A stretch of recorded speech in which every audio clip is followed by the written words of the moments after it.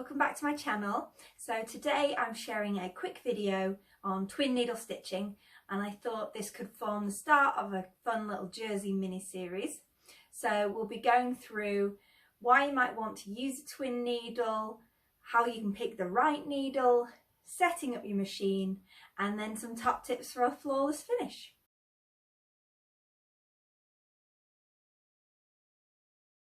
I am wearing McCall's 7322, which is a fun jersey t-shirt pattern, and I use twin needle stitching to create a lovely finish all across the hems of this garment. My fabric's from Bloomsbury Square, in case you were curious, and my fun patches are from AliExpress. They're just iron-on patches, super quick, and I love this top. I love wearing it all the time.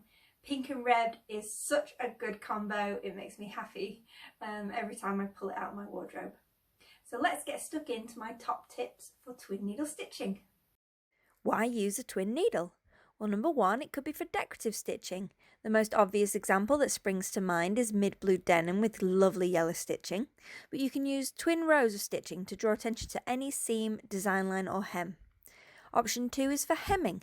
A twin needle stitch is still quite flexible, so if used on stretchy fabric, it means you can get in and out of your garments without popping your stitches, and it looks very similar to the ready-to-wear finish you see on jersey garments. Plus, a twin hem on woven fabrics is a great alternative to a single row of stitches. Picking a needle. Twin needles have a number of options available to suit your project. There are different needles for different fabrics, e.g. stretch needles, leather or denim twin needles, or universal, which can suit most fabrics.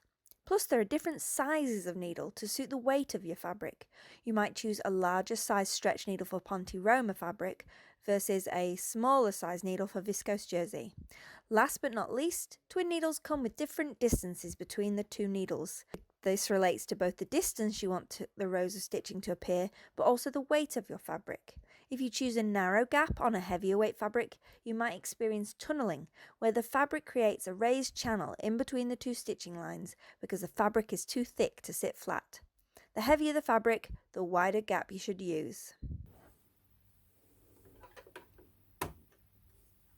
You can install a twin needle on most modern machines. Simply unscrew your original needle and insert the twin needle.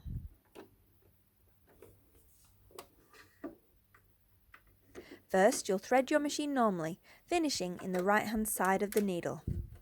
Then you'll thread up the machine again, using the alternative tension points if you have them.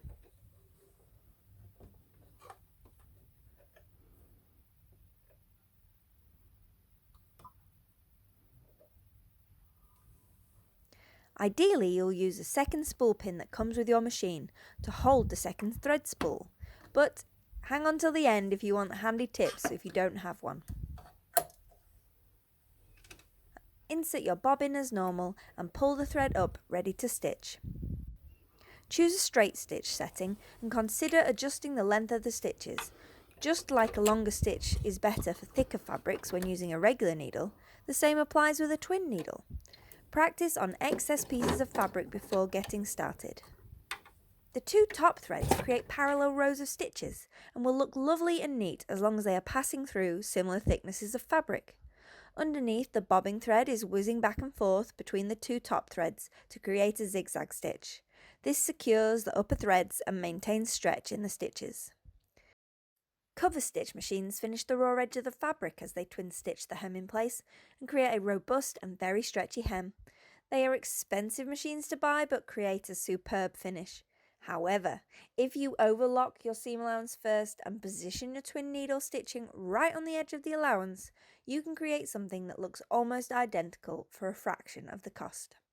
If your machine isn't fancy enough to come with a second spool pin, then don't worry. Just use a handy chopstick taped to the side of your machine to hold up your spool. Or place the thread in a cup next to the machine and thread it up, being careful that it doesn't get tangled as you approach the tension discs. If you liked this video on twin needle stitching, please subscribe and stay tuned for more videos on jersey sewing very soon.